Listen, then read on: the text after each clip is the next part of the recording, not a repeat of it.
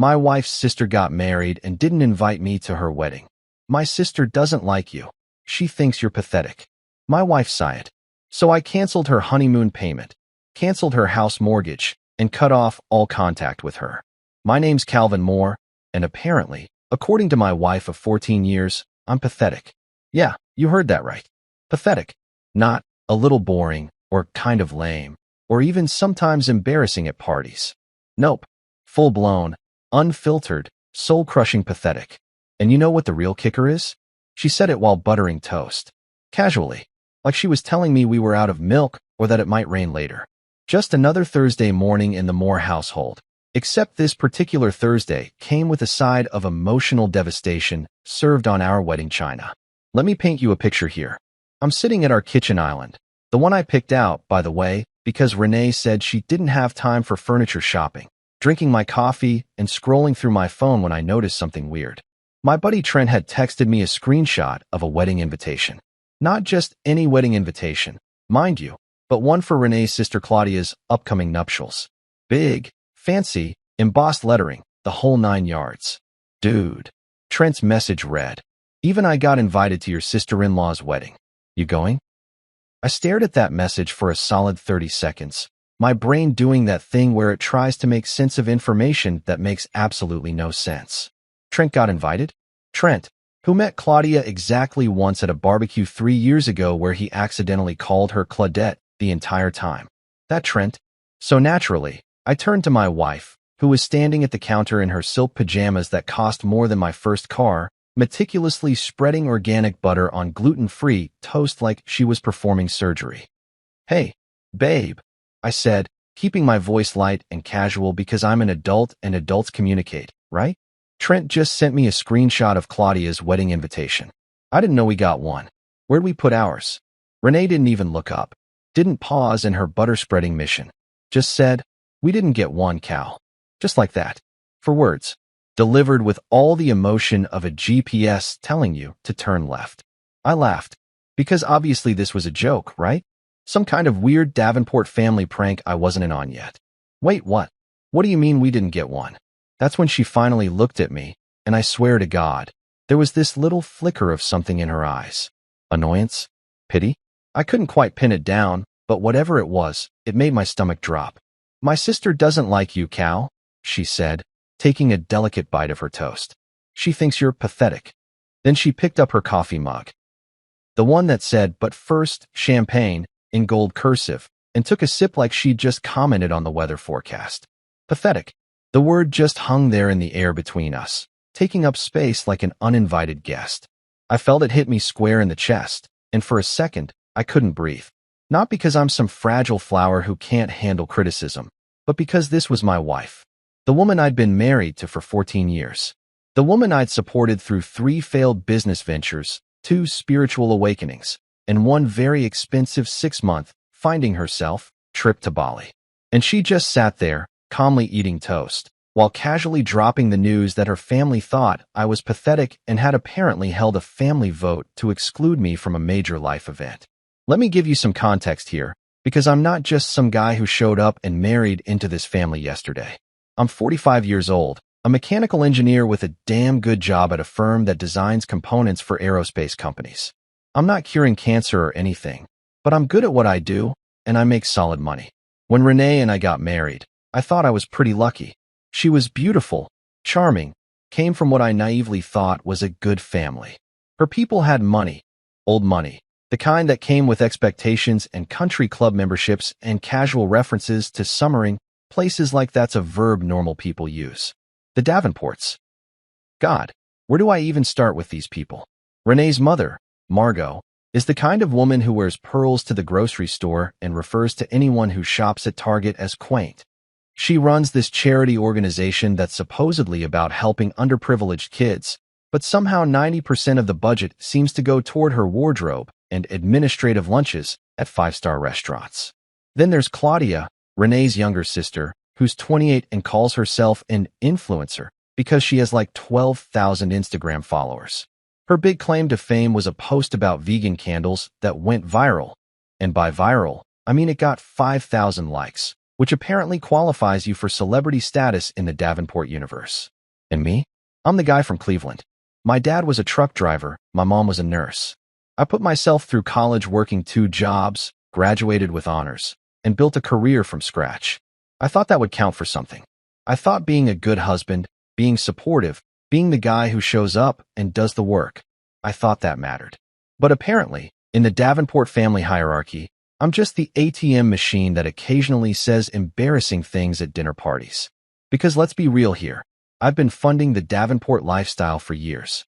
When Margot's charity needed a small loan of 10 grand to cover some mysterious shortfall, who do you think wrote that check? When Claudia's influencer dreams required professional photography equipment, who sponsored that little investment? When Renee's car broke down, the luxury SUV she absolutely needed because driving anything else would be humiliating, who made sure she got a brand new lease? This guy? This pathetic guy right here.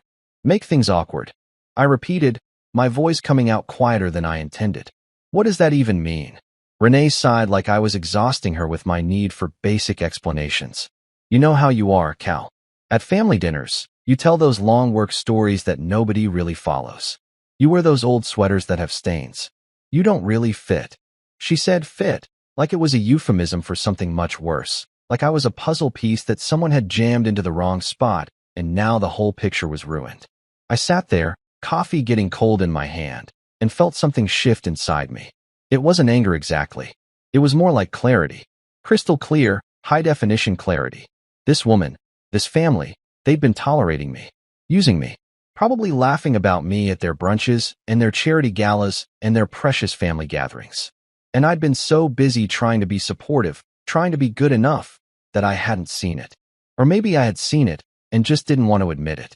Cool, I said finally, setting my mug down carefully on the marble countertop. That's really cool, Renee. Thanks for clarifying.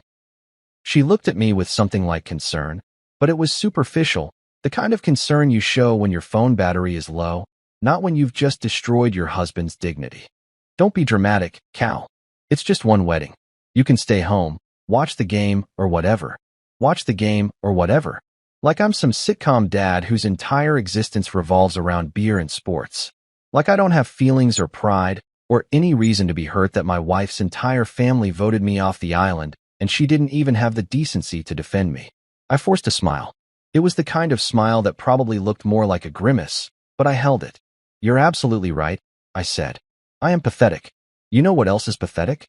Paying for a lifestyle you can't afford on your own. Let's see how pathetic feels when the bills stop paying themselves. Renee's eyes widened slightly, but I was already standing up, grabbing my keys, heading for the door. I had work to do, plans to make, a whole new perspective on life to embrace. Because if I was going to be pathetic, I was going to be strategically, magnificently pathetic. The kind of pathetic that comes with consequences. If you've never had the displeasure of dining with the Davenport family, let me tell you, you're missing out on a truly special form of psychological torture. These people could teach a masterclass in passive-aggressive wealth flexing and casual cruelty disguised as concern. Every single family dinner feels like I'm being auditioned for a role I'm never going to get, and the casting directors are already disappointed before I even open my mouth. Renee's mother, Margot Davenport, is what happens when you give a narcissist unlimited funds and a subscription to Vogue. The woman is 63 but looks 45 thanks to what I can only assume is a team of plastic surgeons working around the clock. She's got this thing where she touches her pearls whenever someone says something she considers beneath her, which is basically everything that comes out of my mouth. Last month at dinner, I mentioned that I'd fixed our garbage disposal myself, and she literally gasped and clutched her pearls like I'd just confessed to performing amateur surgery. You put your hands in the drain, Calvin? How very resourceful. The way she said resourceful made it sound like a disease you catch from not having enough money. Her charity, Margot's Mission for Youth, is supposedly dedicated to helping underprivileged children get access to education and opportunities. Noble cause, right? Except somehow, every single fundraiser seems to involve $1,000-a-plate dinners at country clubs, and Margot's administrative expenses include a new Chanel suit for every board meeting. When I once gently suggested that maybe more of the donated money should actually go to, the kids, Margot looked at me like I'd suggested she start shopping at Walmart. Calvin, darling, she said, patting my hand like I was a confused child. One must look successful to attract successful donors. It's called optics. Yeah, optics. That's what we're calling embezzlement these days. Then there's Claudia, the golden child, the baby of the family, the influencer extraordinaire. I've never met anyone more convinced of their own importance based on so little actual accomplishment. Don't get me wrong, the girl's beautiful. She's got the same striking features as Renee, the kind of looks that photograph well and open doors. But she's 28 years old and has never held what most people would consider a real job. Her entire career consists of posting photos of herself at expensive restaurants, wearing clothes that brands occasionally send her for free, and writing captions about living authentically and manifesting abundance. Her crowning achievement was a post about vegan candles, literally just picture of some candles with a long caption about sustainable living. That got 5,000 likes. 5,000. Not 5 million, not even 50,000, 5,000. And based on that, she now introduces herself at parties as a digital entrepreneur and lifestyle curator. I remember the candle incident specifically because Claudia brought it up at dinner for literally 6 months straight. You know, my vegan candle post really resonated with people, she'd say, swirling her organic wine. I think I'm finally finding my voice as an influencer. Meanwhile, I'm sitting there having just finished designing a component that's going to be used in satellite technology. But sure, let's talk about your candle photography skills for another hour. And Renee? God, Renee. My wife has spent our entire marriage trying to prove to her family that marrying me wasn't a mistake, which is hilarious because the harder she tries, the more they seem to pity her. She's like a contestant on a game show where the prize is her family's approval, and the game is rigged because she married someone from Cleveland whose father drove trucks. At family dinners, she laughs too loud at her mother's jokes, agrees with everything Claudia says, and occasionally throws me under the bus as a sort of offering to the Davenport gods. Oh, Kel doesn't really understand fine wine. She'll say when I have the audacity to order something I actually like. Or, he's more of a beer and sports guy. Which isn't even true. I barely watch sports. But it fits their narrative of me as the blue-collar husband who somehow tricked their precious Renee into marriage. The dinners themselves are a carefully choreographed performance of superiority. We always meet at places with names like The Primrose or Chateau Wellington, restaurants where the menus don't have prices and the portions could fit in a thimble. Everyone dresses like they're attending a gallery opening, and conversations revolve around 3 topics. Places they've traveled, people they know who are more successful than you, and subtle digs at anyone not present to defend themselves. Did you hear about the Hendersons? Margot will say, leaning in conspiratorially. They had to sell their summer house in the Hamptons. Apparently, Richard's business isn't doing as well as they'd led everyone to believe. How embarrassing. And everyone will nod sympathetically while secretly celebrating someone else's downfall. The night before Claudia's wedding, we had one of these delightful family dinners. It was at some new French place that Margot had discovered, the kind of restaurant where the waiters explain each dish like they're describing fine art. We were celebrating Claudia's upcoming nuptials, and the conversation was even more insufferable than usual. Her fiancé, Marcus, was there, this finance bro type with slicked back hair and a watch that cost more than my car. He kept talking about disrupting the market and maximizing synergies, and everyone nodded along like he was dropping profound wisdom instead of corporate buzzword soup. So, Marcus, I said during a rare break in his monologue, what exactly does your company do? He looked at me like I'd just asked him to explain Basic Edition. We're a boutique investment firm specializing in high-yield opportunities for accredited investors, he said slowly, as if talking to someone who might not understand big words. It's pretty complex. Mostly private equity, some venture capital. I nodded. So you invest rich people's money and take a cut. The table went silent. Margot touched her pearls. Claudia's smile froze. Marcus's jaw tightened. That's a reductive way of putting it, he said coldly. Renee kicked me under the table. The conversation moved on, but the damage was done. I'd committed the cardinal sin of making things awkward, of not playing along with the illusion that we were all operating on some higher plane of existence. Later, while Margot was describing her upcoming trip to Tuscany, her 4th time this year, she casually mentioned how middle-class people always look so tired. Everyone laughed. Nobody looked at me, but I felt it. That was aimed at me, the guy who actually works for a living instead of living off inherited wealth and pretending it's a personality. When we got home that night, Renee disappeared into our walk-in closet and emerged wearing this silk robe that probably cost more than some people's monthly rent. She was checking her phone, scrolling through photos of wedding dresses or flower arrangements, or whatever people obsess over before weddings they're actually invited to. "Don't wait up tomorrow, okay?" she said without looking at me. "I'll be at Claudia's wedding all day. Probably won't be home until late." I looked up from my laptop where I was reviewing some technical drawings. "So I'm really not invited? Like, this is actually happening?" She sighed. That long-suffering sigh she uses when she's annoyed that I'm making her explain things she thinks should be obvious. "Claudia wants an elegant atmosphere, Cal. She's very particular about the energy at her events. She doesn't want." She trailed off, and I could fill in the blank. "She doesn't want pity energy. She doesn't want the disappointment of her sister's working-class husband bringing down the vibe. She doesn't want to explain to her fancy friends why one of the guests shops at regular stores and thinks a nice dinner costs $50 instead of $500. "Got it," I said, my voice flat. "Elegant atmosphere. Can't have the mechanical engineer ruining the aesthetic." Renee's expression softened slightly, but it was performative, the kind of sympathy you show a dog that's not allowed on the furniture. "It's not personal, Cal. It's just, you know how my family is."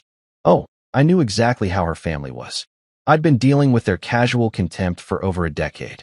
I'd smiled through their backhanded compliments, funded their emergencies, showed up to their events, and played the role of the grateful outsider who was lucky to be associated with the Davenport name. And now, apparently, I wasn't even good enough for that. "Hope she enjoys the honeymoon," I said, turning back to my laptop. Renee paused, one hand on her phone, her face showing the first flicker of confusion. "What honeymoon?" I smiled, not looking up from my screen. "Exactly." She stood there for a moment, trying to figure out if I was joking, then shook her head and walked away. I heard her bedroom door close. Yeah, we'd been sleeping in separate rooms for months, another thing I'd been pretending not to notice. I sat there in the dim light of my office, listening to the silence of my own house, and felt something crystallize inside me. It wasn't just anger, though there was plenty of that. It was clarity. Pure, undiluted clarity. These people had been using me as their personal ATM machine, tolerating my presence only when it came with financial benefits, and treating me like an embarrassment the rest of the time. And I'd let them. I'd played along, thinking that if I just tried hard enough, supported enough, paid for enough things, they'd eventually accept me. But that was never going to happen. To them, I'd always be the guy from Cleveland who wasn't quite good enough for their precious Renee. Well, if I was going to be pathetic, I might as well be strategically pathetic. The kind of pathetic that comes with consequences. The kind that makes people realize what they had only after it's gone. I opened my laptop and started making a list. Everything in my name. Every account, every bill, every financial commitment I'd made for this family. And next to each item, I wrote one word: cancel. The seed of revenge that had been planted that morning over toast and casual cruelty, it was sprouting, and it was going to grow into something beautiful. Saturday morning arrives with the kind of perfect weather that feels like the universe is mocking you. Bright sunshine, clear blue skies, birds chirping like they're auditioning for a Disney movie. It's the kind of day that's made for weddings. Specifically, it's made for Claudia's exclusive vineyard ceremony where everyone who matters will be sipping champagne and celebrating love, while I sit at home like the family embarrassment I apparently am. I wake up around 7, which is late for me on a weekend. Usually, Renee's alarm goes off at 6:30, and even though she's in the other bedroom, the sound travels through our house and wakes me up anyway. But this morning is different. This morning, I hear her moving around extra early, probably around 5, the sound of her shower running, the hairdryer going, the frantic energy of someone preparing for a major social event. By the time I shuffle into the kitchen in my old MIT sweatshirt and pajama pants, she's already a vision of designer perfection. Hairstyled in those loose waves that somehow cost $200 at the salon, makeup flawless, wearing a dress that probably has a name instead of just a price tag. She's standing at the counter, checking her reflection in her phone camera, adjusting an earring. When she sees me, there's this flicker of something across her face. Guilt? Discomfort? Or maybe just annoyance that I'm witnessing her preparation for an event I'm explicitly banned from. Morning, she says, her voice tight. There's coffee in the pot. How generous. She made coffee before abandoning me for her family's elegant celebration. I should probably write her a thank you note. Have fun at the wedding, I say, pouring myself a cup. My voice is flat, emotionless, and I can see it throws her off. She was probably expecting anger or sadness, some kind of emotional reaction she could feel guilty about or use as evidence that I'm being dramatic. Instead, I'm giving her nothing. Just a bland, neutral statement that could mean anything or nothing at all. Cal, she starts, and I can hear the familiar tone. She's about to launch into some speech about how this isn't personal, how I should understand, how family dynamics are complicated. I hold up my hand. It's fine, Renee. Really, you should get going. Don't want to be late. She studies me for a moment, her perfectly painted lips pressed together, then nods. I'll probably be home late. The reception is going until midnight, and then there's an after-party at the estate. Of course there is. Can't just have a normal wedding reception like regular humans. The Davenports need an after-party at the estate because apparently 12 hours of celebration isn't enough. Cool, I say. I'll be here, doing pathetic things. Maybe I'll reorganize my sock drawer. Really lean into the whole mediocre husband vibe. She flinches at that, actually flinches, but she doesn't apologize. Doesn't say, you know what, this is wrong. You should come with me. She just grabs her designer clutch, the one I bought her for Christmas last year, and walks out. I hear her car start, the expensive purr of the engine I'm still making payments on, and then she's gone. The house feels different in the silence. Bigger somehow. Emptier. I stand in the kitchen drinking my coffee, looking around at this life I've built. This beautiful house in a nice neighborhood with its granite countertops and stainless steel appliances. The framed photos on the walls, mostly of Renee, some of us together back when she still smiled at me like she meant it. The furniture we picked out together, except together, mostly meant her choosing and me nodding and paying. When exactly did I become a supporting character in my own life? I finish my coffee, rinse the mug, and walk into my home office. It's the one room in the house that's entirely mine. My desk, my books, my engineering manuals and technical drawings. Renee calls it Cal's Cave, in that affectionate but not really way that's supposed to be cute, but mostly sounds condescending. I sit down at my desk, open my laptop, and pull up a blank document. At the top, I type, financial inventory, things that are about to change. Let me tell you something about being a mechanical engineer. We're trained to think systematically, to break down complex problems into manageable components, to see how all the pieces fit together. It's not just about designing parts. It's about understanding systems, dependencies, consequences. And right now, I'm looking at the Davenport family system, and I'm realizing that I'm the load-bearing wall. Remove me, and the whole structure collapses. It's almost beautiful in its simplicity. I start making a list, and with each item I type, I feel this weird sense of calm washing over me. It's not rage, exactly. It's more like the feeling you get when you finally solve a problem that's been bothering you for months. Everything just clicks into place. First item, the house. Our beautiful 4-bedroom colonial in Westchester is in my name only. Renee insisted on that when we bought it 6 years ago because of some complicated thing with her trust fund and tax implications that I didn't fully understand but went along with because I wanted to make her happy. Her name isn't on the deed. Her name isn't on the mortgage. This house, which she's decorated and redecorated approximately 8,000 times, which she hosts her book club in, which she uses as a backdrop for her Instagram posts about grateful living. It's entirely mine. I make a note. Mortgage, sole ownership, full control. Second item, the honeymoon. Oh, the honeymoon. This one's my favorite. When Claudia got engaged to Marcus 3 months ago, there was this family dinner where Margot was going on and on about how they needed to have a proper honeymoon befitting the Davenport name. Somewhere exotic, somewhere exclusive, somewhere that would photograph well for Claudia's Instagram. The problem was, and I remember this conversation vividly, Marcus's company was going through some temporary liquidity issues. Rich people speak for, we're broke right now. And Claudia's influencer income, shockingly, doesn't quite cover luxury resort vacations. So guess who Margot looked at with those expectant eyes? Guess who got the phone call the next day about investing in family bonds and helping the kids start their marriage off right? This guy? This pathetic guy. I paid for the entire honeymoon package. $14,800 for 12 days at some ultra-luxury resort in the Maldives. Private villa, personal butler, couple spa treatments, the works. I put it on my credit card, and Margot promised she'd reimburse me eventually, which is code for, "This is a gift, but we're not going to call it that, because then we'd have to actually thank you."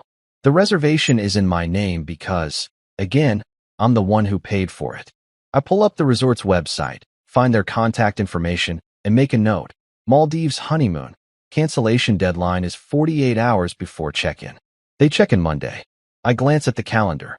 Today is Saturday. I've got time. Third item, joint bank account. When Renee and I got married, we opened a joint checking account for household expenses. The plan was that we'd both contribute proportionally to our incomes. Except Renee's income from her part-time job at her mother's charity, a job that mostly consists of attending lunch meetings and posting on social media, amounts to maybe $20,000 a year. My engineering salary is substantially more than that. So over the years, the joint account has basically become my account that Renee has access to. I'm the only one who makes significant deposits, but she's got a debit card and uses it freely for everything from groceries to those spontaneous shopping trips that somehow always total more than $1,000. I log into our bank account and check the balance. $17,342, all from my paychecks. I open a new browser tab and start the process of opening a separate personal checking account. It takes about 15 minutes. Modern banking is remarkably efficient when you're planning financial revenge. Fourth item, her car. Renee drives a Mercedes GLE 350. It's leased, and guess whose name is on that lease? If you guessed the pathetic mechanical engineer, you'd be correct.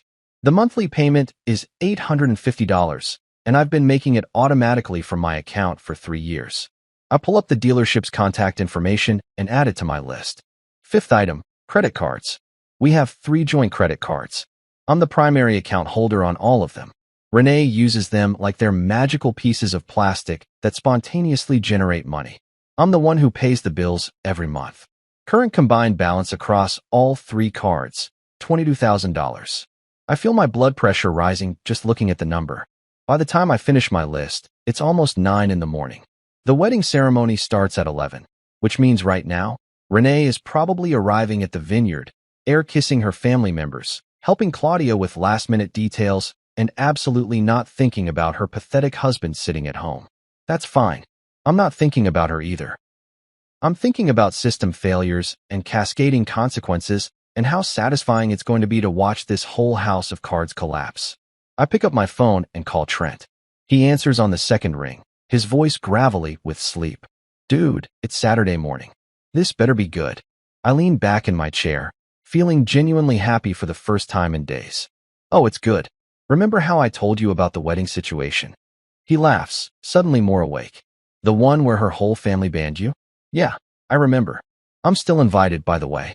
Got my invitation right here on the fridge. It's embossed. Of course he's still going." Trent thinks the whole thing is hilarious and decided to attend just to report back on the drama. "Well," I say slowly, "I've decided to take your advice about not letting it go." There's a pause, and then Trent's voice comes back, filled with gleeful anticipation. "Oh man, what are you planning?" I look at my list, at all these carefully documented pieces of financial control, and smile. Let's just say I'm about to let go of a lot of things. Right into financial oblivion. Trent laughs so hard I have to hold the phone away from my ear. When he finally catches his breath, he says, "You're terrifying, man. Seriously terrifying. Pathetic, remember?" I correct him, still smiling. Terrifying is a promotion. We talk for a few more minutes, and Trent offers to help however he can, which mostly involves him promising to document the moment when the news of my financial exodus reaches the wedding reception. After we hang up, I sit in my office, surrounded by the evidence of my soon-to-be former life, and feel something I haven't felt in years: powerful, in control, free. The calm before the payback feels a lot like peace. There's something deeply therapeutic about systematically dismantling your own life. I know that sounds unhinged, but hear me out. For 14 years, I've been building this existence where I'm the reliable guy, the responsible one, the ATM machine with feelings that everyone conveniently forgets about. And now, sitting in my office with my laptop open and my phone fully charged. I'm about to become the most unreliable son of a bitch the Davenport family has ever encountered. It's liberating, honestly.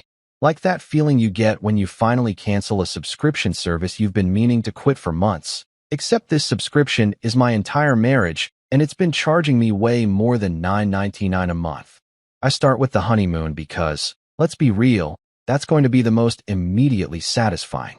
I pull up the resort's website again, the Celestial Shores Resort and Spa, Maldives. The place looks like something out of a travel magazine that costs $20 and has more ads than articles. Overwater bungalows, infinity pools, that impossibly turquoise water that probably looks better in photos than in real life.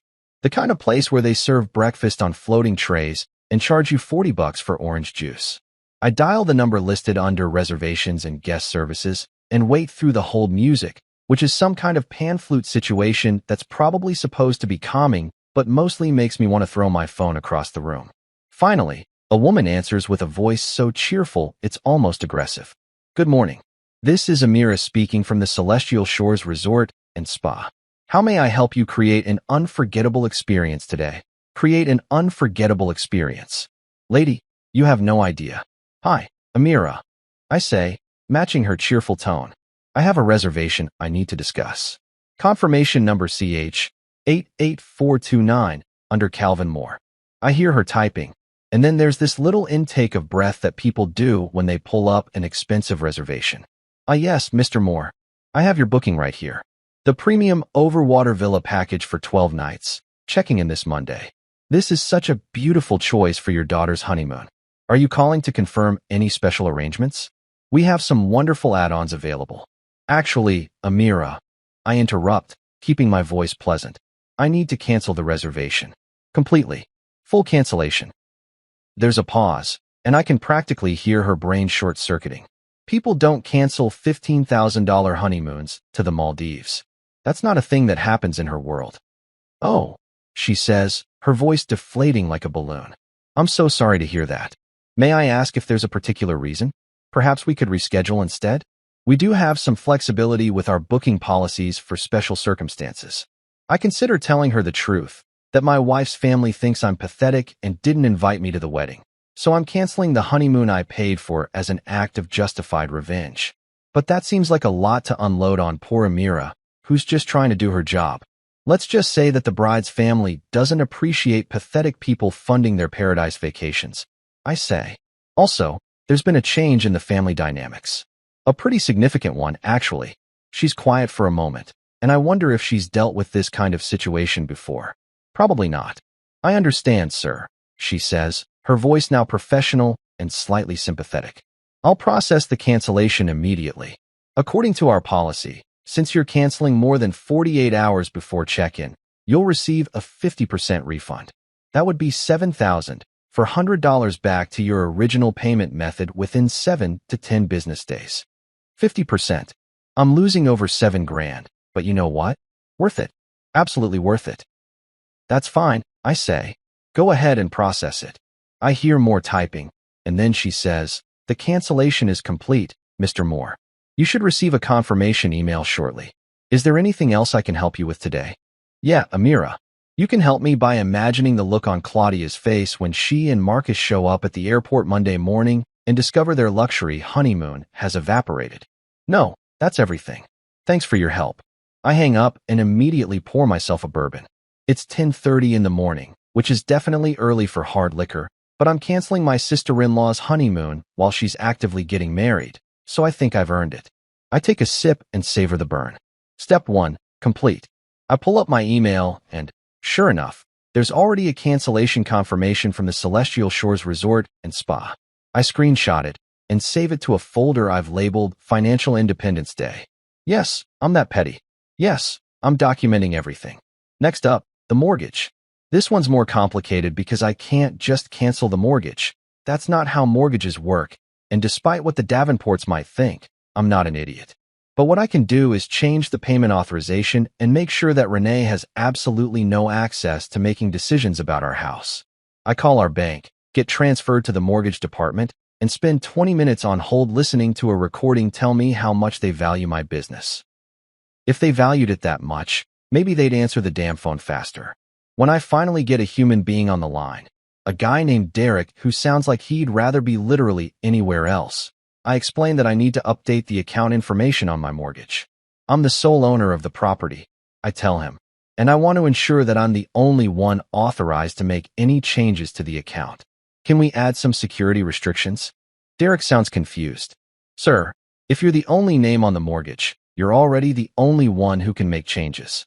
Is there a specific concern? Just want to make sure everything's locked down, I say. My wife has been using the online portal to view statements, and I want to remove her access. There's some clicking, and Derek says, I can definitely do that. I'll need to verify your identity first. We go through the security questions, and then he says, okay, I've removed all secondary user access from the account.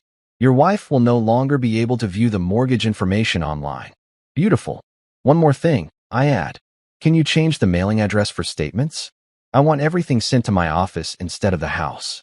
I give him my work address, and Derek processes it without question. By the time I hang up, it's almost 11. The wedding ceremony is starting right about now. I picture Claudia in some ridiculously expensive dress, Marcus in his designer tux, all their wealthy friends gathered at this vineyard, and Renee standing there as the supportive sister, probably tearing up during the vows. None of them have any idea that their comfortable little financial ecosystem is currently being dismantled by the guy they didn't think was worth inviting. Now for the joint account. This is where things get really interesting. I log into our bank's website and navigate to the joint checking account. $17,342 just sitting there. Well, not for long. I open up the new personal account I created earlier. It's already active, which is impressively fast, and initiate a transfer. All of it. Every single penny. The system asks me to confirm, warns me that this will leave the joint account with a zero balance, and I click confirm without hesitation. Transfer complete. The money disappears from the joint account and reappears in my personal account, which only I can access. It takes approximately 30 seconds, and just like that, Renee's unlimited shopping fund has ceased to exist. I lean back in my chair and take another sip of bourbon. This is going better than I expected. But I'm not done yet. Next on the list, her car. I pull up the Mercedes dealership's number and call them. After navigating their phone menu, press 1 for sales, press 2 for service, press 3 if you're about to repo a car from your soon-to-be ex-wife. I finally get through to someone in their leasing department. The guy's name is Brad, and he has that car salesman energy that's trying way too hard to be friendly. Mr. Moore, great to hear from you. How's the GLE treating your wife? Beautiful vehicle, isn't it? Brad sounds like he's reading from a script titled, How to Talk to Customers Like They're Your Best Friend. I cut through the pleasantries. Brad, I need to discuss the lease. I'm the primary leaseholder, and I'm considering terminating it early. What's that process look like? There's a pause, and I can hear Brad's smile faltering through the phone. Early terminations mean he doesn't get to upsell me on a new lease. Well, sir, we certainly hate to lose your business. May I ask why you're looking to terminate? Perhaps there's an issue with the vehicle we can address. No issue with the car, I say. Issue with the driver. Brad clearly doesn't know how to respond to that, so I continue. What are my options here? I want the car returned to you guys. Soon. More clicking, and Brad says, let me pull up your account. Okay, so you've got about 14 months left on the lease. If you terminate early, there's a termination fee, plus you'd be responsible for the remaining lease payments, although we can discuss some options. Or, he perks up here, sensing a sales opportunity. You could trade it in for a new lease, and we could roll everything into a new agreement. How much to just end it and return the car? I ask. Brad does some calculating. With the termination fee and remaining payments, you're looking at about $11,000. 11 grand to get Renee's Mercedes out of my life. I think about those monthly $850 payments I've been making for 3 years. I think about how she never once thanked me for the car, just complained when I suggested she might want to consider something less expensive. Here's what I want to do, I tell Brad. Schedule a pickup. I want you guys to come get the car. Monday morning, first thing. Brad sounds uncertain now. Sir, we need the keys, and typically the leaseholder brings the vehicle to us. I interrupt him. Brad, I'm the leaseholder. My name is on everything. The car is currently at my house. I'm authorizing you to pick it up Monday morning. I'll have the keys ready. Can you make that happen? There's a long pause, and then Brad says, "Let me check with my manager." He puts me on hold, and I wait, finishing my bourbon. When he comes back, he sounds more serious. "Mr. Moore, my manager says we can arrange a pickup for Monday morning between 8 and 10 a.m. We'll need you to sign some paperwork." "Perfect," I say. "Email me whatever I need to sign, and I'll have it ready. Keys will be in the mailbox." Renee usually sleeps until 9 on weekdays. By the time she wakes up Monday morning, her car will be gone. Vanished. Just like my willingness to fund her lifestyle. After I hang up with Brad, I check the time. It's almost noon. The wedding ceremony is probably wrapping up, and they're all moving into the reception. Cocktail hour, probably. Fancy appetizers that cost more per bite than most people spend on lunch. Everyone's happy, celebrating, completely oblivious. I stand up, stretch, and look around my office. For the first time in years, I feel like I'm actually in control of my own life. Not reacting, not accommodating, not bending over backward to make other people comfortable. Just making decisions. My decisions. About my money, my assets, my future. I pick up my phone and text Trent. Honeymoon canceled. Joint account emptied. Car being repoed Monday. How's the wedding? He responds immediately. "Dude, you're my hero. Wedding is boring. Everyone's fake smiling. Claudia's dress is ridiculous. Updates later." I smile and pour myself another bourbon. It's not even 1 p.m. yet, and I've already dismantled 3 major pillars of the Davenport family's comfortable existence. And the best part? They have no idea. Right now, they're all at that vineyard, toasting to love and happiness and new beginnings, completely unaware that their world is about to implode. Sometimes revenge isn't a dish best served cold. Sometimes it's best served while they're distracted, celebrating, too busy congratulating themselves to notice the foundations crumbling beneath them. I raise my glass to the empty room. To financial freedom, I say out loud. And to being gloriously, magnificently pathetic. The afternoon passes in this weird, suspended state of calm. I'm sitting in my house, drinking bourbon that's way too expensive to be day drinking, but not expensive enough to impress the Davenports, watching college football that I'm not really paying attention to, and waiting. Just waiting. Because I know what's coming. I know that at some point today, the reality of what I've done is going to hit them like a freight train made of declined credit cards and canceled reservations, and I want to be present for it. Not physically present, obviously. I'm not invited to their elegant celebration, but spiritually present. Emotionally available for the chaos. Around 3 in the afternoon, my phone buzzes. It's a text from Trent, and it just says, "Reception just started. Open bar. These people can drink." I text back, "How's the bride?" He responds with a photo, a sneaky shot from his table of Claudia and Marcus at the head table, both of them looking like they're posing for a magazine cover even while eating. She keeps checking her phone. Trent adds, "Probably making sure people are posting about her wedding."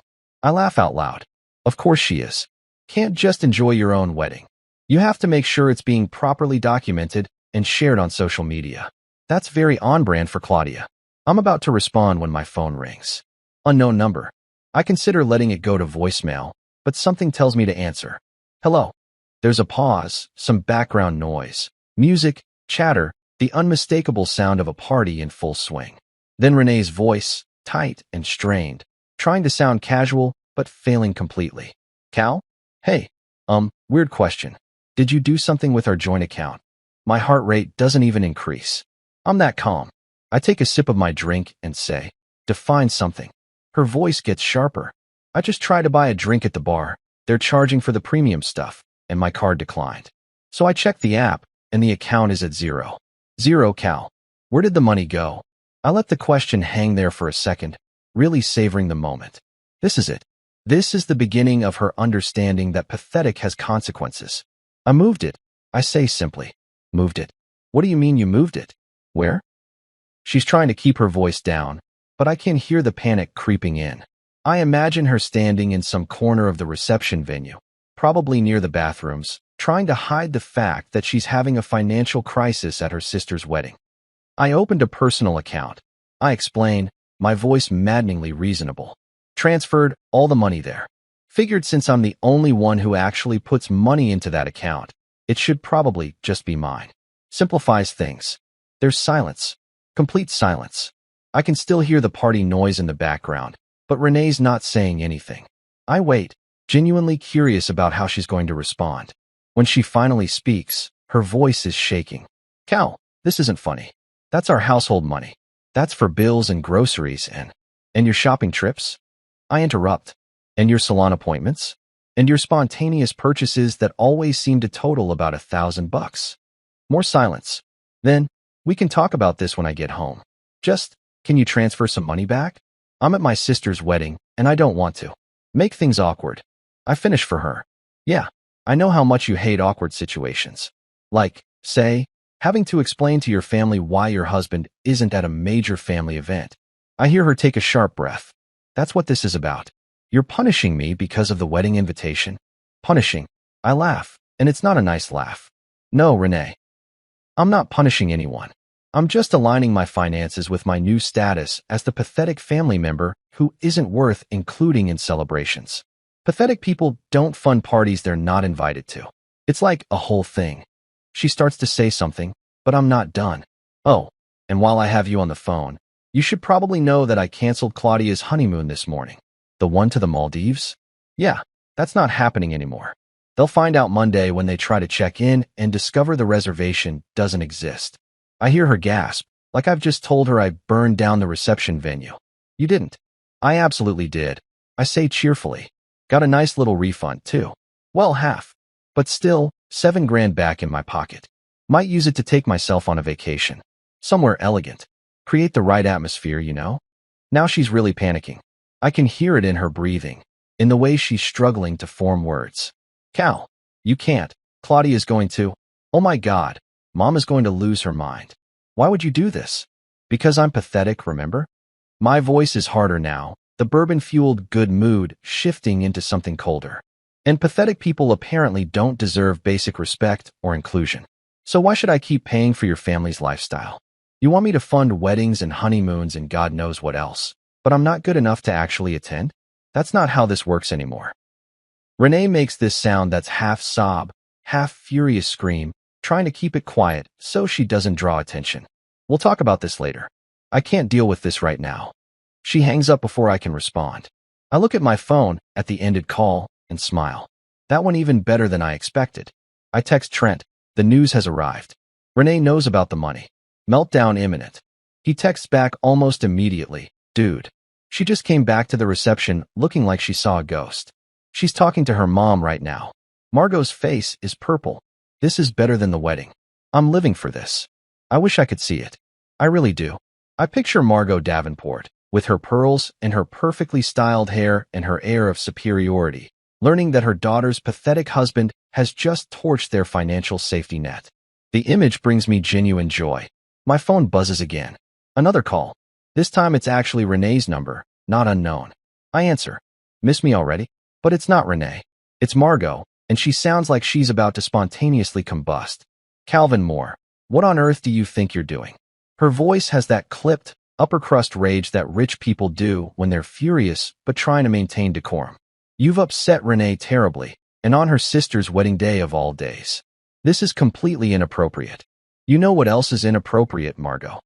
I say, my voice dangerously calm. Not inviting your son-in-law to a family wedding.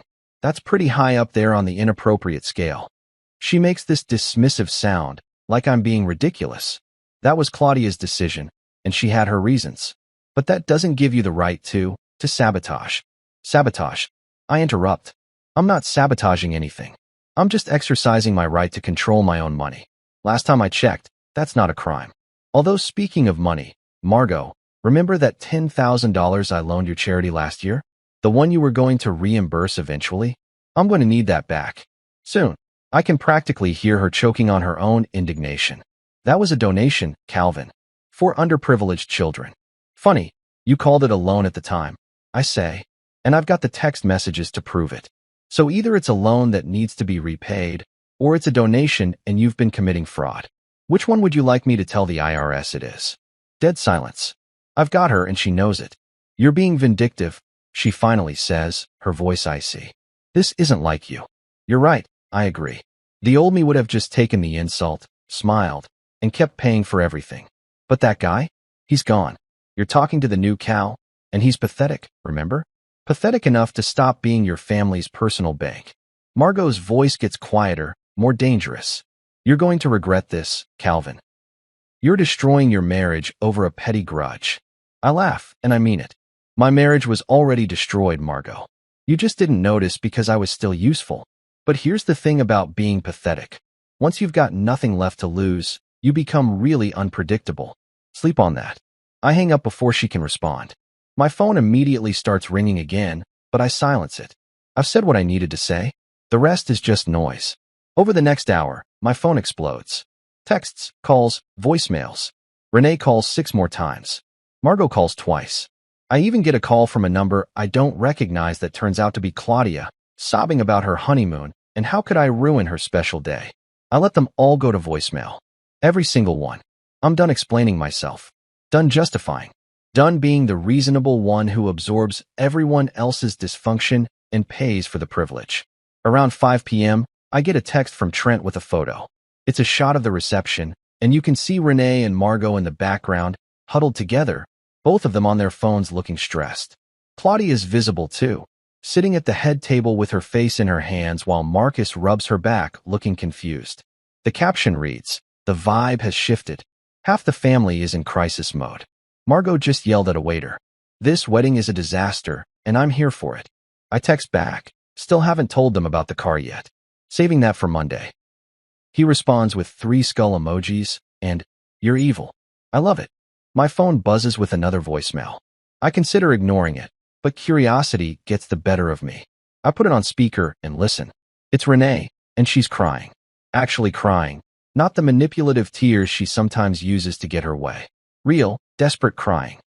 "Cal, please. Please just call me back. I don't understand what's happening. Why are you doing this? We can fix this. Whatever's wrong, we can fix it. Just, please, call me." I listen to the message end and feel nothing. Not satisfaction, not guilt, not regret. Just nothing. That probably says something about the state of my marriage. But honestly, I think it said something about my marriage when my wife casually called me pathetic over breakfast and didn't invite me to her sister's wedding. I'm just catching up to reality. I pour myself another drink. I've lost count at this point, but I'm not driving anywhere, so who cares, and settle back into my chair. The football game is still on, but I'm not watching it. I'm thinking about Monday morning. About Renee waking up to find her car gone. About Claudia and Marcus arriving at the airport for a honeymoon that doesn't exist. About Margot trying to maintain her composure while her carefully constructed family image crumbles. My phone buzzes one more time. It's a text from Renee. "Calvin, why is my card declined? And why did the hotel say our honeymoon was canceled?" I look at the message for a long moment. Then I text back one single word, "Pathetic." Then I mute her number, silence my phone completely, and smile. Let them figure it out. Let them scramble. Let them feel what it's like when the foundation they've been standing on suddenly disappears. I've spent 14 years being the foundation, being the support system, being the guy who makes everything work while getting treated like an embarrassment. Not anymore. Now I'm just a pathetic guy who learned to stop caring what the Davenports think. And honestly, it feels amazing. The first thing I notice when I wake up Sunday morning is the silence. Not just regular quiet, but the kind of profound silence that comes from having your phone completely muted and your life temporarily free from other people's chaos. No notifications buzzing. No emergency calls about declined credit cards. No desperate voicemails from people who suddenly care about my existence now that my wallet isn't available. Just pure, beautiful, uninterrupted peace. I lie in bed for a while, staring at the ceiling, and realize this is the first time in maybe a decade that I've woken up without some kind of anxiety gnawing at my stomach. No dreading the next family dinner where I'll be subtly insulted. No worrying about what financial emergency is going to hit my bank account next. No wondering if today's the day Renee finally notices I'm a human being with feelings. Just nothing. Empty, calm nothing. It's glorious. My dog Benny, a 3-year-old golden retriever I rescued 2 years ago over Renee's objections because dogs are so much work, Cal, is lying at the foot of my bed, and when he sees I'm awake, his tail starts thumping against the comforter. This is pure, uncomplicated affection. Benny doesn't care that I'm pathetic. He doesn't judge me for shopping at Target or wearing sweatshirts with stains. He's just happy I exist. I should have been taking relationship advice from my dog this whole time. Morning, buddy, I say, scratching behind his ears. Want to go for a walk? His tail thumps harder, and we both get up. I throw on running shorts and an old engineering conference t-shirt, clip Benny's leash on, and we head out into the neighborhood. It's a beautiful morning. Cool air, clear sky, the kind of October day that makes you understand why people write poems about fall. We walk for about an hour, and I don't think about Renee or her family even once. I think about absolutely nothing, and it's therapeutic in a way that my actual therapist would probably approve of. When we get back home, I make myself a real breakfast. Not the grab-and-go protein bar situation I usually do on weekends when Renee's rushing us to some family obligation. I make scrambled eggs with cheese, bacon, toast, coffee from the expensive beans I bought myself last month. I sit at the kitchen table. Not the island where I got called pathetic, the actual table that we never use because Renee thinks it's too casual. And I eat slowly, reading the news on my tablet, feeding Benny pieces of bacon under the table. This is what Sunday mornings should feel like. Relaxed, unhurried. Mine. Around noon, curiosity gets the better of me, and I unmute my phone. The screen immediately lights up like a Christmas tree. 47 text messages, 23 missed calls, 14 voicemails. It's almost impressive. I scroll through the texts without opening them. Don't want to give anyone the satisfaction of seeing I've read their messages. Most are from Renee, escalating from pleading to angry to confused to angry again. A few from Margot, all of which I can tell from the preview text are dripping with righteous indignation. 3 from Claudia that are just strings of angry emojis. And 1 from a number I don't recognize. I open that one because I'm curious. It says, Mr. Moore, this is Marcus Thornton, Claudia's husband. I think we need to have a conversation man to man about your behavior. This is unacceptable and frankly unhinged. Call me. I read it twice and then actually laugh out loud. Marcus Thornton, finance bro extraordinaire, wants to have a man-to-man conversation with me about acceptable behavior. The same Marcus who refers to people as resources and once told me at a family dinner that poor people just need to work harder while discussing his company's layoffs. That Marcus wants to lecture me about being unhinged. I text back, Hi Marcus, thanks for reaching out. Unfortunately, I'm too pathetic to take financial advice from someone whose honeymoon I just canceled. Best of luck with married life. Pro tip, maybe try funding your own vacations. Then I block his number. One problem solved. Monday morning, I'm up at 6:30 out of pure anticipation. This is the day the car gets repossessed. The day Claudia and Marcus show up at the airport for their non-existent honeymoon. The day everything I set in motion crashes into their lives like a meteor made of consequences. I make coffee, feed Benny, and position myself in my office where I have a clear view of the driveway. Renee still hasn't come home. She texted me Saturday night, saying she was staying at her mother's house, which is fine by me. More peaceful that way. At 8:15, right on schedule, a flatbed tow truck pulls up in front of our house. A guy in a dealership uniform gets out, checks his clipboard, and walks up to the mailbox where I've left the keys exactly as promised. He opens the Mercedes with the fob, does a quick walk around with his phone to document the car's condition, and then loads it onto the flatbed with the efficiency of someone who does this all day, every day. The whole operation takes maybe 10 minutes. I watch from my window, sipping my coffee, feeling like I'm watching the world's most satisfying home improvement show. The truck drives away, and I take a photo of my empty driveway. I text it to Renee with the caption, Just FYI, the Mercedes is gone. Lease terminated. You'll need to find alternate transportation. Then I silence my phone again before she can respond. I don't need to see her reaction. I can imagine it perfectly well. At work Monday, something interesting happens. I'm actually good at my job. Like, really good. When I'm not distracted by family drama or worrying about what financial crisis is going to ambush me next, I'm a damn competent mechanical engineer. I finish a design proposal that's been sitting on my desk for 2 weeks. I collaborate with my team on a new project. I even crack jokes during our morning meeting, and people laugh. Real laughs, not polite acknowledgement laughs. My coworker Rachel notices.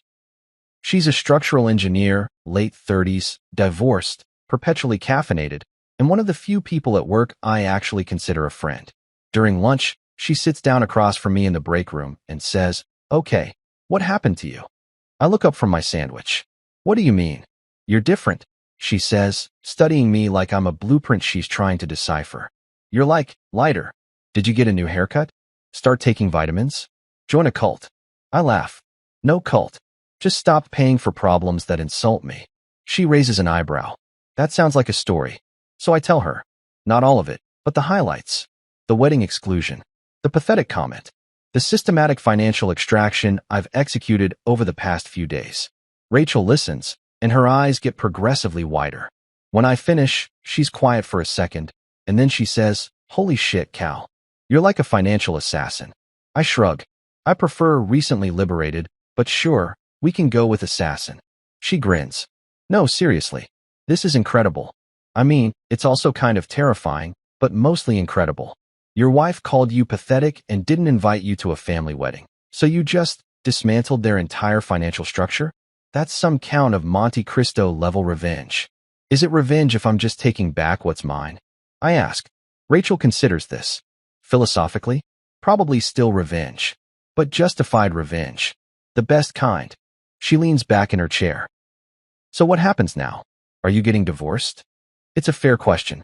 One I've been avoiding thinking about too hard. Probably, I say. I mean, I don't see how we come back from this. Even if I wanted to, which I don't. She's never going to forgive me for embarrassing her family. Good, Rachel says firmly. You deserve better than someone who thinks you're an embarrassment. You're smart, successful, funny when you're not stressed out of your mind. Any woman would be lucky to have you. I feel my face getting warm. Thanks, Rach. She waves her hand dismissively. I'm not hitting on you. Well, maybe a little. But mostly I'm just saying you should recognize your own worth. Stop letting people treat you like you're lucky they tolerate you. The rest of the day passes quickly, and when I get home that evening, I notice something. The house feels different. Emptier, obviously, because Renee's still not here. But also better. Like the absence of tension has changed the actual atmosphere. I can breathe deeper. My shoulders aren't up around my ears. I'm not unconsciously bracing for criticism or requests or passive-aggressive comments about my clothes or my friends or my life choices. I make myself dinner, just pasta and a salad, nothing fancy, and eat it while watching a documentary about deep-sea exploration that Renee would have hated. She thinks documentaries are boring, says she doesn't want to learn things when she's trying to relax. I finish the documentary, watch another one about the Mars rover, and then take Benny for a late-night walk around the neighborhood. When we get back, I check my phone one more time before bed. There's a voicemail from Renee, left about an hour ago. Against my better judgment, I listen to it. Her voice is different this time. Not angry, not crying. Just tired. Defeated. Cal, she says quietly. I don't know what you want from me. I don't know how to fix this. My family is furious. Claudia won't stop crying about the honeymoon. Mom says you've shown your true colors. And I don't understand. We've been married for 14 years. Doesn't that mean anything to you? I listen to the whole message and then delete it. Because here's the thing. Yes, 14 years means something. It means 14 years of being tolerated instead of celebrated. 14 years of funding a lifestyle I was never truly part of. 14 years of trying to be good enough for people who were never going to accept me. That means something, all right. It means I wasted 14 years, and I'm not wasting any more. I get ready for bed, and Benny jumps up to sleep at the foot of the mattress, something Renee never allowed because it was unhygienic. I don't stop him. I lie there in the dark, listening to his gentle snoring, and feel something I haven't felt in so long I almost don't recognize it. Contentment. Not happiness exactly, not yet. But contentment. The absence of dread. The presence of peace. My phone buzzes one last time. It's a text from Rachel. Proud of you for standing up for yourself. Want to grab coffee tomorrow before work? I text back. Sure. Thanks. Then I set my phone on the nightstand, pull the blanket up, and close my eyes. For the first time in 14 years, I fall asleep without worrying about who I've disappointed or what I need to pay for or how I can make myself smaller to fit into spaces that were never designed for me. I just sleep. Deep, dreamless, peaceful sleep. And in the morning, I'll wake up and keep building this new life. This pathetic, beautiful, financially independent life that's finally, gloriously mine. 3 weeks pass, and they're the best 3 weeks I've had in recent memory.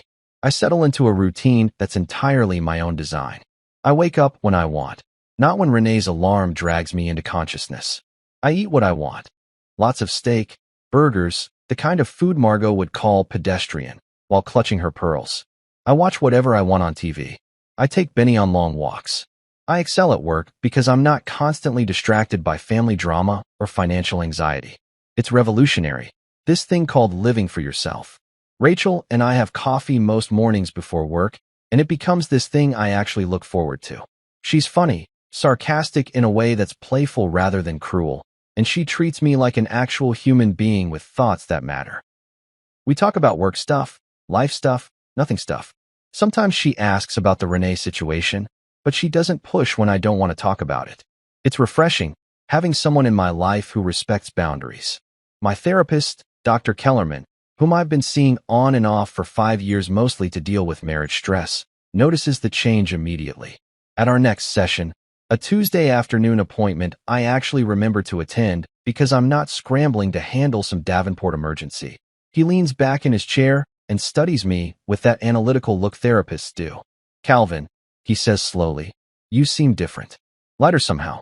What's changed?" I tell him everything. The wedding exclusion, the pathetic comment, the systematic financial dismantling, the 3 weeks of blissful silence. I expect him to do that therapist thing where they gently suggest that maybe my response was disproportionate, that we should explore healthier coping mechanisms, that revenge isn't the answer. Instead, Dr. Kellerman nods thoughtfully and says, "How do you feel about what you did?" Honestly, I lean back. I feel liberated. Like I've been carrying this massive weight for years and I finally just put it down. He nods again. "That's significant, Calvin. In all the years we've been working together, I've watched you contort yourself trying to meet impossible standards set by people who fundamentally don't value you. You've been in survival mode, constantly trying to prevent the next crisis, anticipate the next criticism. That's exhausting. So you don't think I'm having some kind of breakdown?" I ask, half joking. Dr. Kellerman actually smiles. "I think you're having a breakthrough. There's a difference. A breakdown is when you lose your sense of self. A breakthrough is when you find it." He pauses. "Though I will say, moving forward, we should work on establishing boundaries in healthier ways. Maybe with slightly less financial scorched earth tactics." "Noted," I say, grinning. "Next time someone calls me pathetic, I'll just use my words." He laughs. "Baby steps, Calvin. Baby steps." I leave therapy feeling validated in a way I didn't know I needed. Even the professional whose job is to keep me mentally stable thinks the Davenports had it coming. That's got to count for something. The peaceful bubble bursts on a Thursday evening, exactly 3 weeks and 2 days after the wedding. I'm at home, just finishing dinner. Chicken stir-fry that I actually cooked myself because I've been watching cooking videos on YouTube and discovering that I'm not half bad in the kitchen when I'm not stressed, when there's a knock at the door. Not the doorbell. A knock. Aggressive, insistent knocking that sounds like someone's trying to punch through the wood. Benny barks, his tail wagging because he's a terrible guard dog who thinks everyone who approaches our house is a potential friend. I look through the peephole and feel my stomach drop. It's Renee, and she looks like she's been through a war. Her hair, usually perfectly styled, is pulled back in a messy ponytail. She's wearing jeans. Actual jeans, not the designer kind that cost $300, just regular jeans and a wrinkled blouse. No makeup, or at least not the full face she usually wears. She looks exhausted and desperate and absolutely furious. I consider not opening the door. I've got every right to ignore her. This is my house, my sanctuary, my pathetic little kingdom. But curiosity wins out. I want to see this. I want to hear what she has to say after 3 weeks of radio silence on my end. I open the door, but don't invite her in. Just stand there in the doorway, Benny pushing his nose past my legs to greet her. "Cal," she says, and her voice cracks immediately. "We need to talk." "Do we?" I ask, keeping my tone neutral. "Because I feel like we covered everything pretty thoroughly 3 weeks ago. You think I'm pathetic, your family doesn't like me, I'm not worth inviting to weddings. What else is there to discuss?" Her face crumples, and she starts crying. Not the pretty, delicate tears she used to use when she wanted something. Real, ugly crying with mascara running and her nose getting red. "Cal, please. Please. You destroyed everything. Everything." I lean against the doorframe, arms crossed. "I destroyed everything?" That's an interesting interpretation. I'd say I stopped funding everything. There's a difference. She wipes her face with the back of her hand, leaving a smear of black makeup across her cheek. Claudia is furious. She and Marcus had to cancel their entire honeymoon. They showed up at the airport, and there was nothing. No reservation, no villa, nothing. Do you know how humiliating that was? They had to tell everyone they decided to postpone the trip.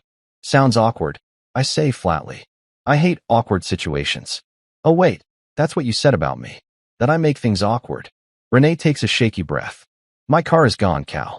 I had to borrow Mom's old sedan just to get here. I have no access to money. My credit cards are maxed out, and I can't pay them because you took all the money from our account. I'm completely cut off. Not completely, I correct her.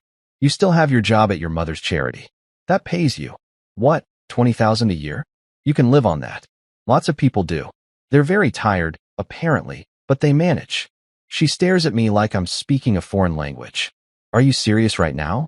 You're actually going to stand there and act like this is justified? Like you didn't just blow up our entire life over a wedding invitation.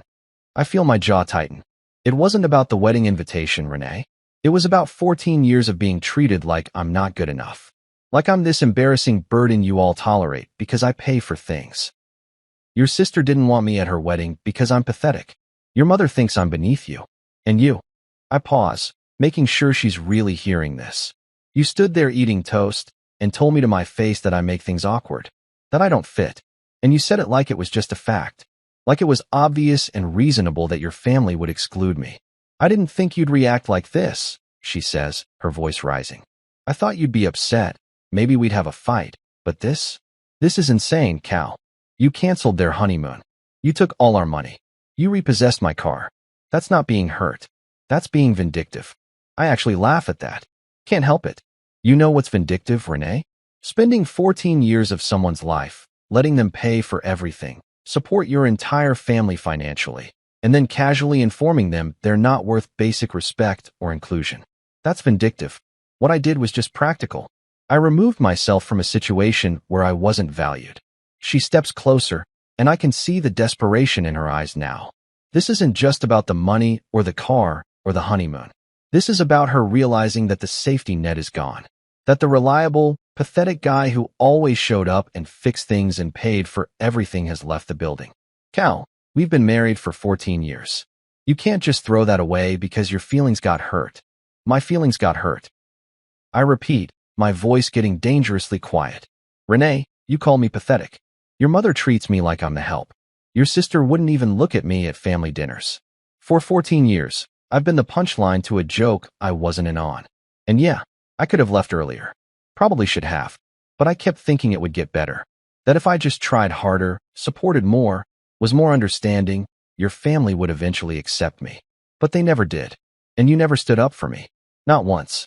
She's full-on sobbing now, and part of me, a small, almost extinct part, feels bad. But the rest of me, the part that's been building up resentment for over a decade, feels nothing. Mom says you embarrassed the family, she chokes out. She says you showed your true colors. That you were always just pretending to be a good husband. I nod slowly. Your mom's right about one thing. I was pretending. I was pretending that being treated like an ATM machine with feelings was normal. That being excluded from family events while still being expected to fund them made sense. That hearing my wife call me pathetic while eating breakfast was something I should just accept. Renee looks at me with something like fear now. What are you saying? Are we getting divorced?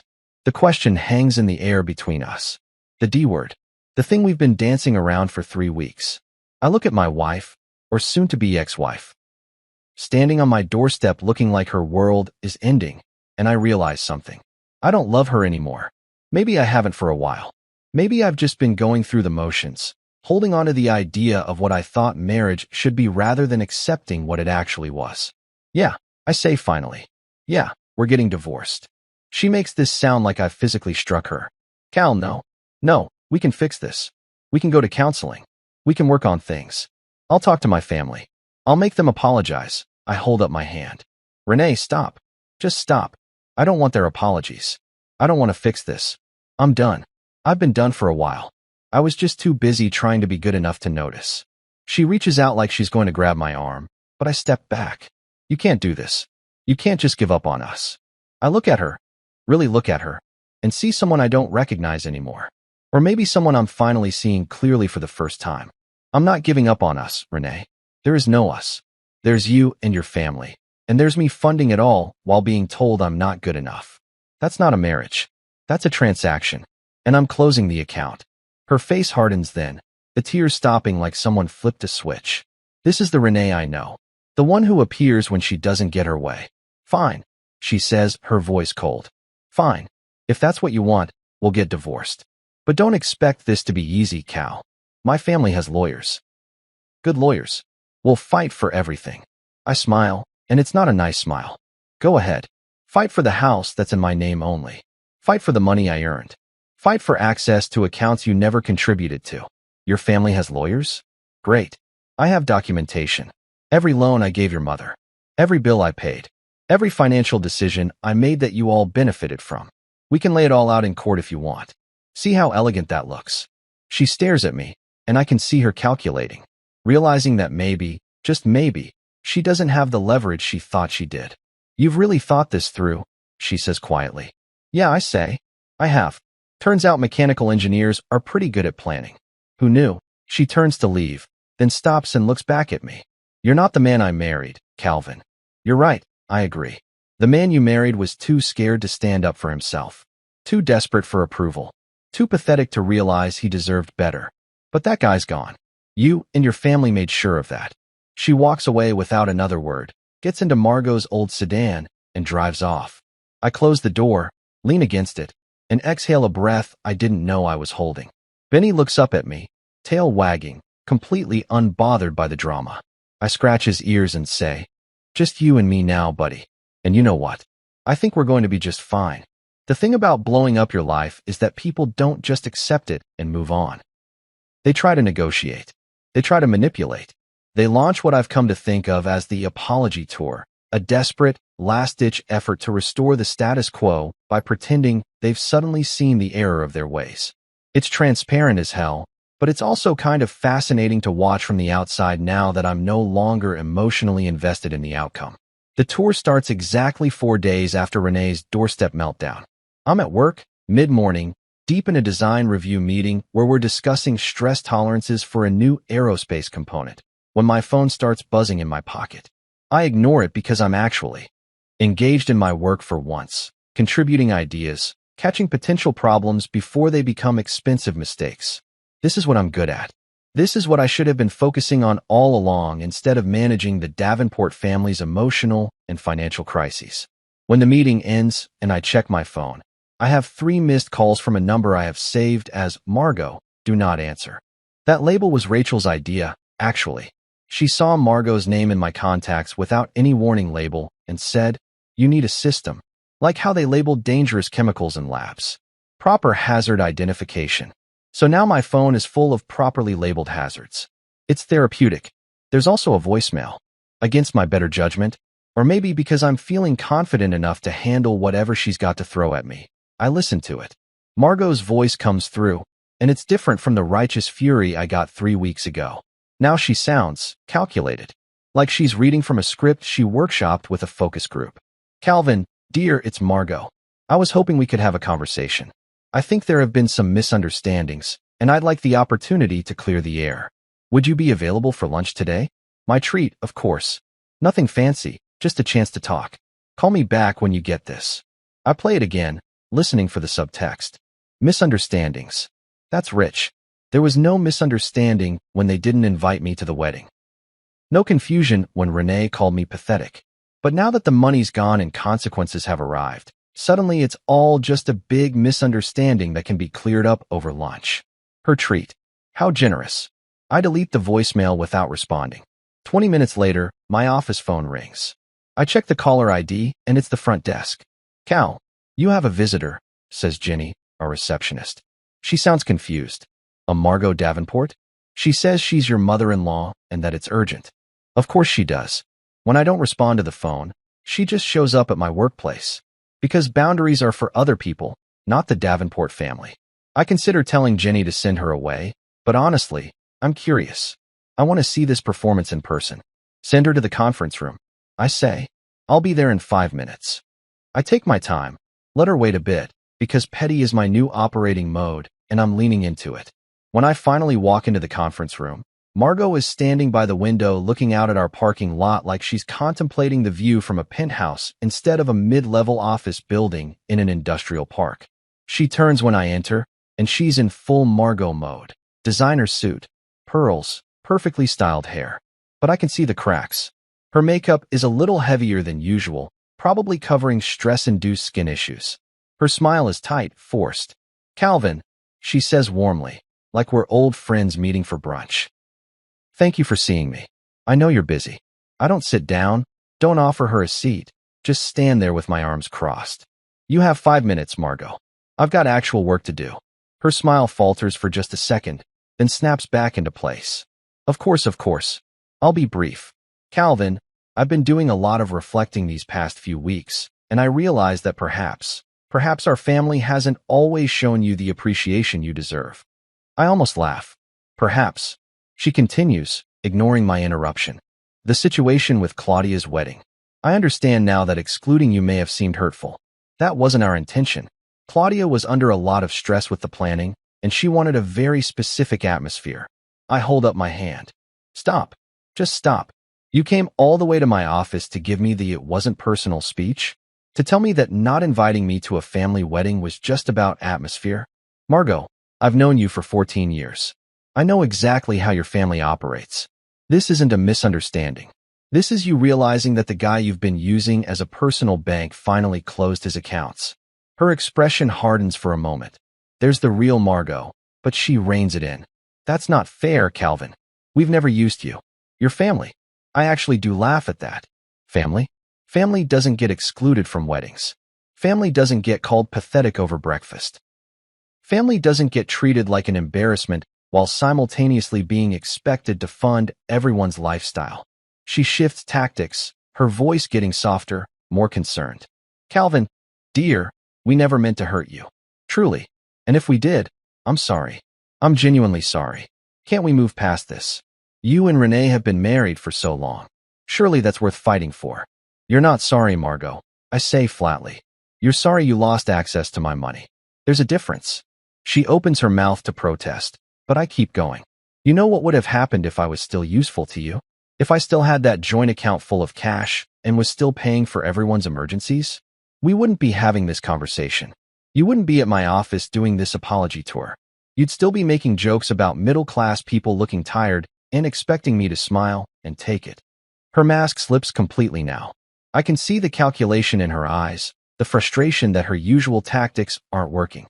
"What do you want, Calvin? What will it take for you to stop this vendetta?" I lean against the conference table. "I don't want anything from you, Margot. That's the part you're not getting. I don't want your apology. I don't want to reconcile. I don't want to pretend like 14 years of being treated like I'm not good enough can be erased with one lunch conversation. I just want to be left alone." She stares at me for a long moment, and I can see her recalibrating. When she speaks again, her voice has lost all pretense of warmth. "You're making a mistake, Calvin. Divorce is expensive, messy. You'll lose half of everything." I smile. "I'm a mechanical engineer, Margot.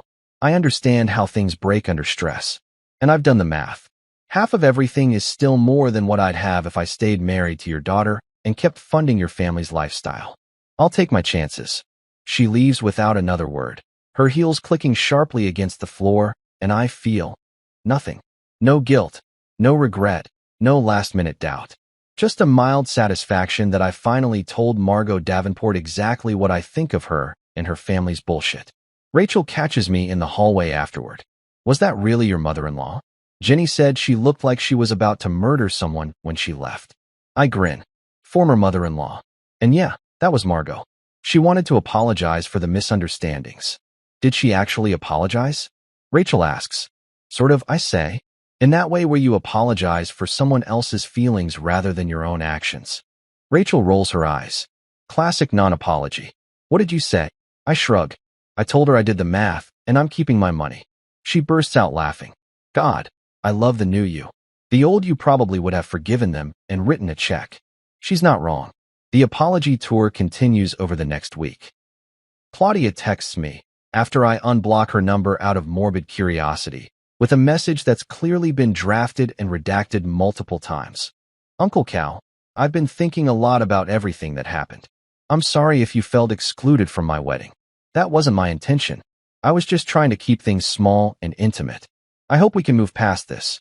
Family is important. Also, about the honeymoon situation. Is there any way we could work something out? Marcus and I saved up some money, but not enough for the Maldives. Maybe you could reconsider? For family. I read it 3 times, marveling at the audacity. She starts with, I'm sorry if you felt excluded, another classic non-apology, then immediately pivots to asking if I'll reinstate the honeymoon funding. For family. The family that excluded me. I screenshot it and send it to Rachel with the caption, the lion, the witch, and the audacity of this bitch. She responds with crying laughing emojis. I text Claudia back, Hi Claudia. I appreciate you reaching out. To clarify, I didn't feel excluded. I was actually excluded. You made a deliberate choice not to invite me to your wedding because your mother thought I was pathetic. That's not a feeling. That's a fact. As for the honeymoon, I'm sure you and Marcus can figure something out. Maybe try the Poconos? I hear they're lovely this time of year. Much more affordable. Best wishes. Then I block her number again. The next attempt comes from an unexpected source. Marcus himself. He calls from yet another new number. These people must think I'm stupid, and I answer because I'm actually curious what the finance bro has to say. Calvin, he starts, and his voice has that forced casualness that men use when they're trying to have a reasonable conversation. I think we got off on the wrong foot. Man to man, I think you and I can work this out without all the drama. Work what out? I ask. There's nothing to work out, Marcus. You married into a family that treated me like garbage. I removed myself from the situation, and now you're all dealing with the consequences. That's pretty straightforward. He clears his throat. Look, I get that you're upset, but canceling our honeymoon? That was a nuclear option, don't you think? Claudia was devastated. She cried for days. And I wait for him to continue. And I think you should make it right. We could set up a payment plan if money's tight for you right now. I actually laugh out loud at that. Money's not tight, Marcus. I just don't want to spend it on people who think I'm not good enough to attend their wedding. Here's a crazy thought. Maybe you should have planned a honeymoon you could actually afford instead of expecting someone you barely know to fund it. There's a long pause. Then Marcus's voice gets colder, more aggressive. You know what, Calvin? You're acting like a child. A petulant, vindictive child. Claudia's family has been nothing but welcoming to you. I interrupt him. Stop. Just stop right there. You've been in this family for what, 6 months?